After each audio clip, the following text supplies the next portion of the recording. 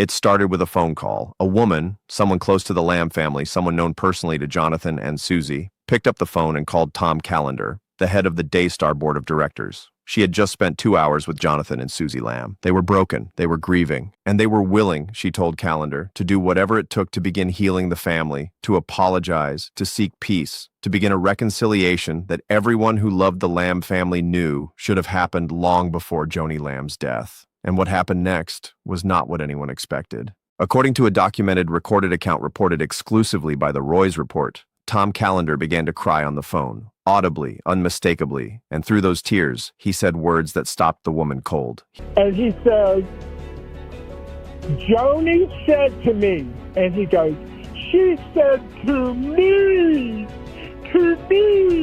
directly to me, if Jonathan tries to reach out, give him back Daystar. He told her that 3 weeks before Joni died, he had met with her personally. And in that meeting, Joni had said, directly to him, in her own words, if Jonathan tries to reach out, give him back Daystar. The woman started crying. Callender said he needed to make some phone calls. Jonathan and Susie were told. Jonathan, by all accounts, fell apart with grief. The grief of a son hearing that his mother had wanted him back.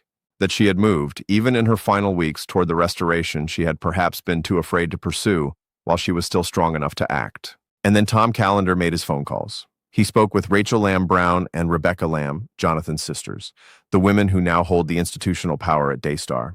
And 2 days after the funeral, he sent a text message that said, please correct your statement immediately that you spoke to the head of the board and that I said anything to you about what Joni's last wishes were. I did not share any such statement with you. Susie Lamb called that text message pure evil. This is the story of Jonathan Lamb. This is the story of what has been built around him, what has been taken from him, and what one dying wish, reportedly spoken, reportedly confirmed, then suddenly denied, may yet mean for the future of one of the largest Christian television networks in the world. And this is a story we are going to walk through completely, with care, with honesty, and with the sourcing it deserves. Before we go any further, a note on what this video is and is not. Everything presented here is drawn from publicly documented, verified reporting, including investigations by the Roy's Report under journalist Julie Roys, the Fort Worth Report, CBS News Texas, Religion News Service, KERAN News, and from audio recordings that have been publicly released. Where claims are disputed or legally unresolved, we say so directly and clearly. Josh Brown has firmly denied all allegations. Colleyville Police Department investigated and closed the case without filing criminal charges. Tom Callender has denied the dying wish account in a subsequent text message.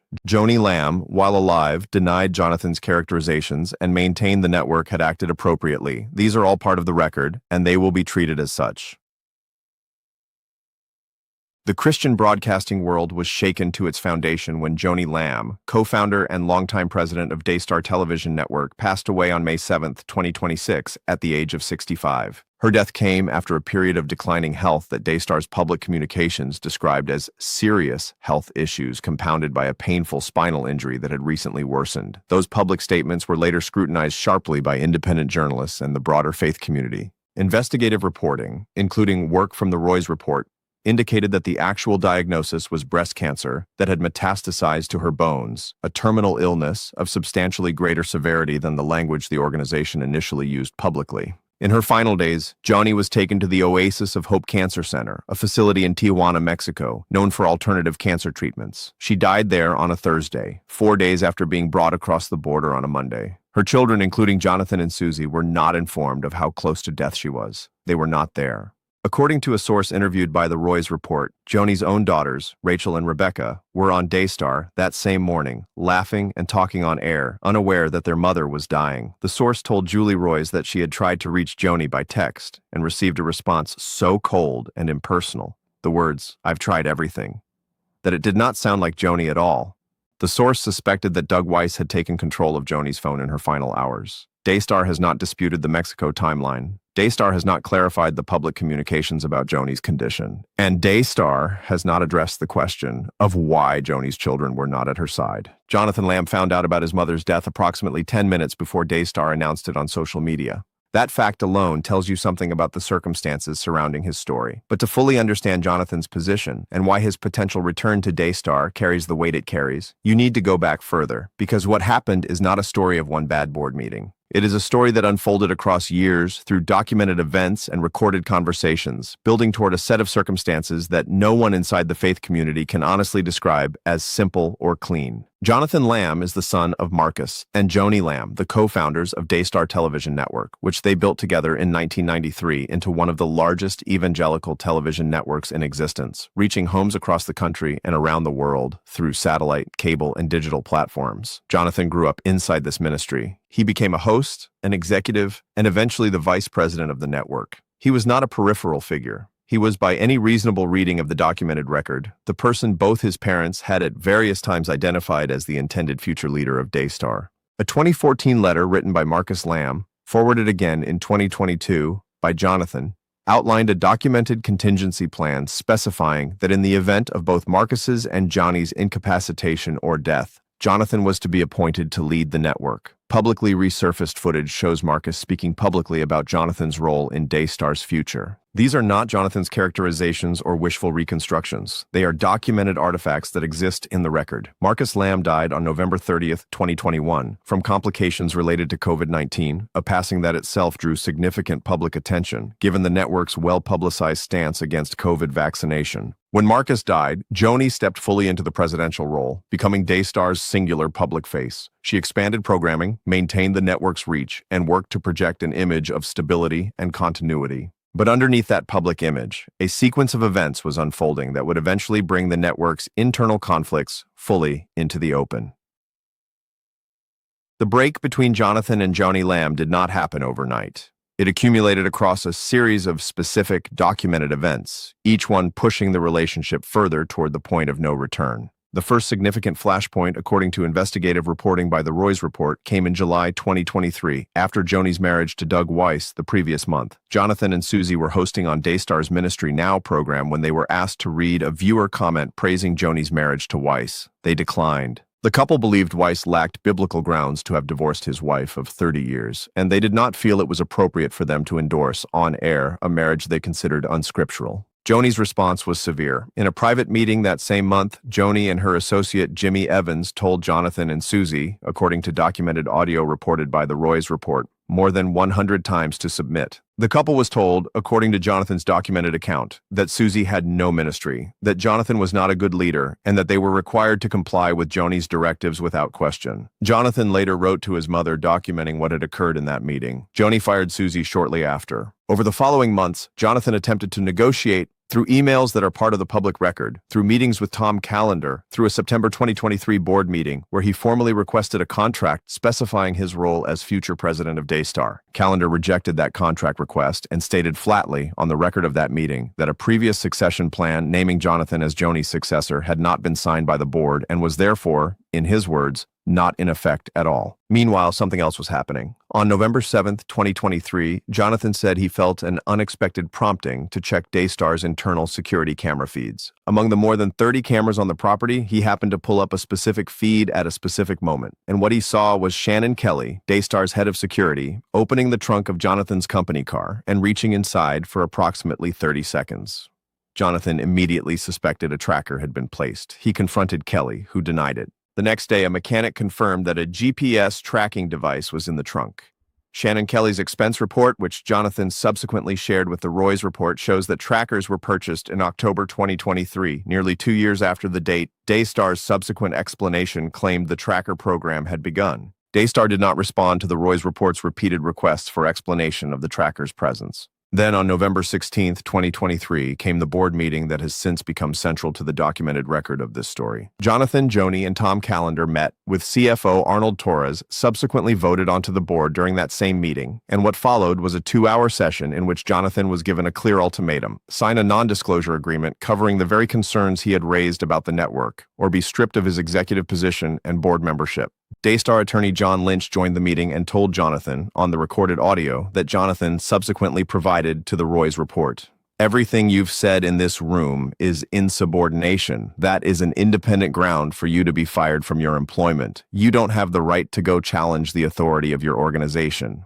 Jonathan refused to sign. He was told he had 24 hours. He never signed. And the board, over the following months, likely as Jonathan noted, while revising Daystar's bylaws and covering legal ground, systematically dismantled his position inside the organization. He was removed from the board. He was demoted to a manager-level role with a 40% salary cut, from $250,000 to $150,000. He was placed on a performance improvement plan. Susie's parents, who were also Daystar employees, were terminated. Susie herself was reduced to a $1,000 per month retainer. And in September 2024, Jonathan and Susie documented, on video, a private investigator following them and their children on local roads. The car's license plate was registered to Jamison Bradley Parker, a licensed private investigator. Jonathan confronted the man directly on camera. The man confirmed he was an investigator and stated he could not disclose who had hired him. Daystar did not respond to the Roy's report's requests for comment on whether the ministry had hired Parker. On November 16, 2024, precisely 1 year after the NDA ultimatum board meeting, Shannon Kelly arrived at Jonathan and Susie's home, carrying a gun and wearing a bulletproof vest, to deliver a letter informing Jonathan that he was fired and would no longer have access to Daystar's premises. Jonathan said Daystar had never previously delivered termination notices on a Saturday, and he interpreted the manner of delivery as designed to frighten. Joni Lamb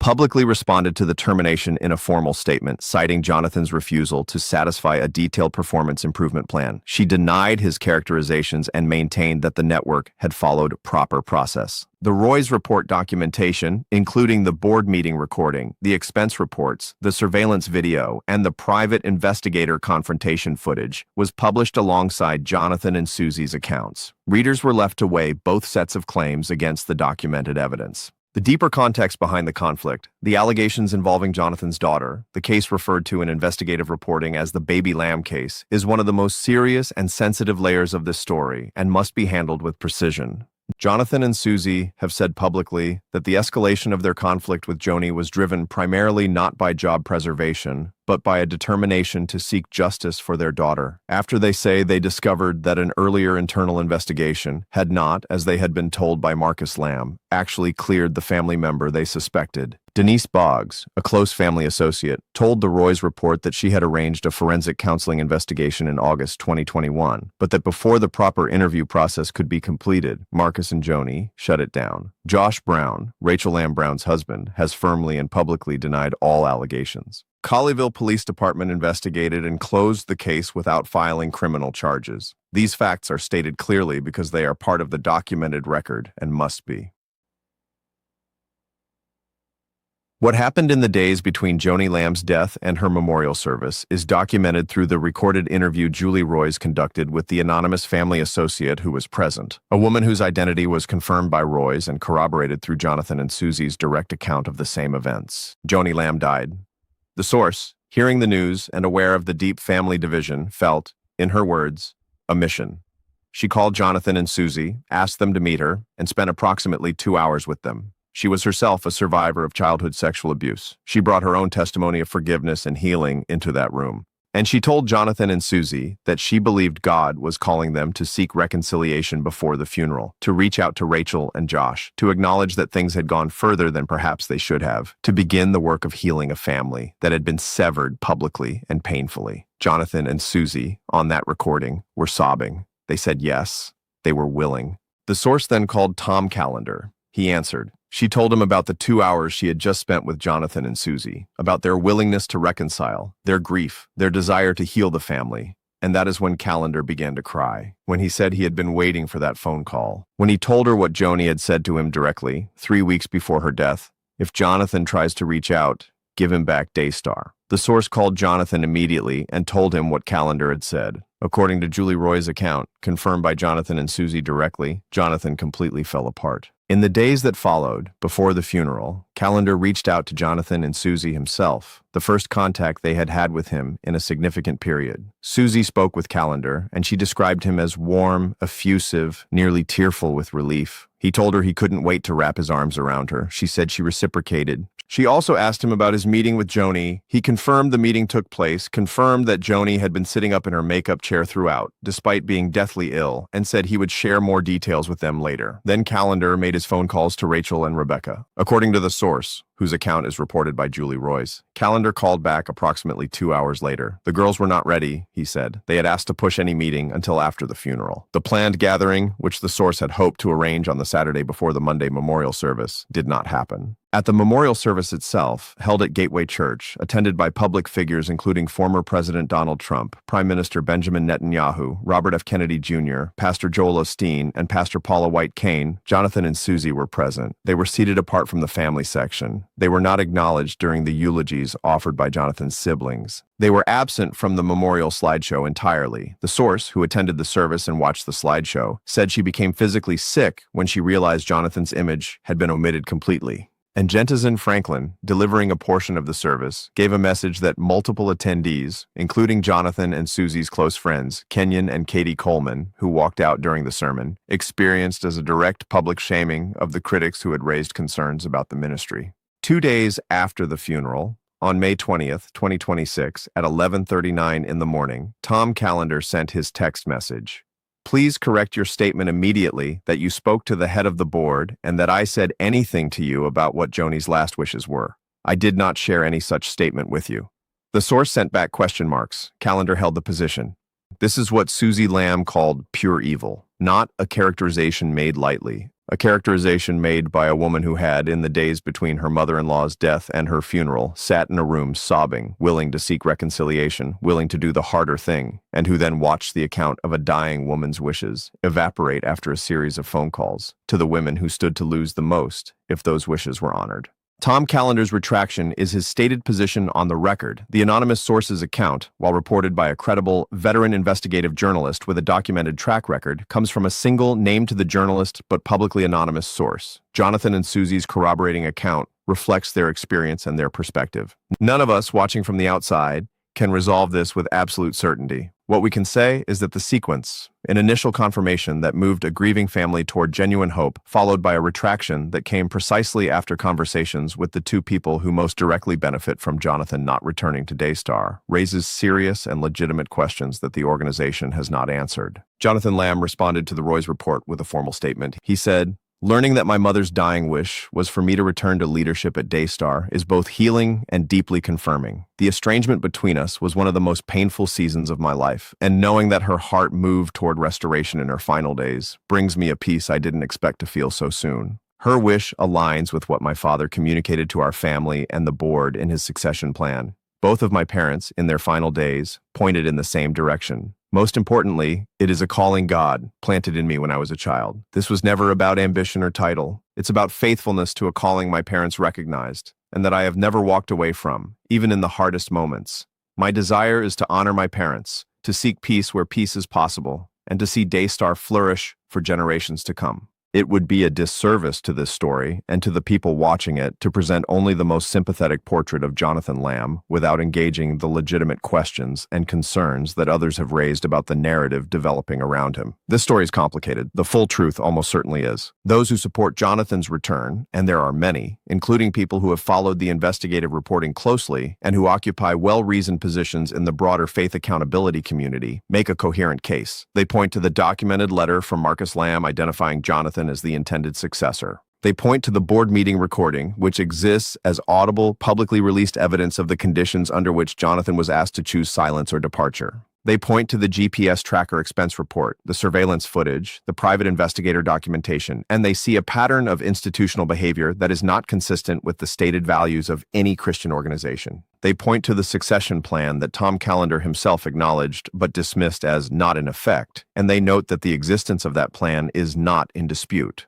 And they point to Jonathan's own consistent public posture. He has never called for anyone's destruction, never demanded public humiliation of his sisters or the board, never framed his case as revenge. He has consistently and specifically said his goal is faithfulness to a calling and restoration of a ministry, not seizure of power. Those who question the narrative or who raise concerns about how it is being constructed and deployed, also make points worth engaging honestly. Some within the Daystar orbit have characterized the public pressure campaign around Jonathan's return as itself damaging to the ministry's stability. They note the complexity of the baby lamb allegations and the fact that law enforcement, after investigation, did not find sufficient evidence to file charges. They raise questions about whether Jonathan's and Susie's public characterizations of events represent the full context of what happened inside the ministry. They suggest that institutional stability matters, that the millions of viewers who support Daystar have real interest in continuity, and that sustained public pressure may not be the appropriate mechanism for resolving what are ultimately internal governance questions.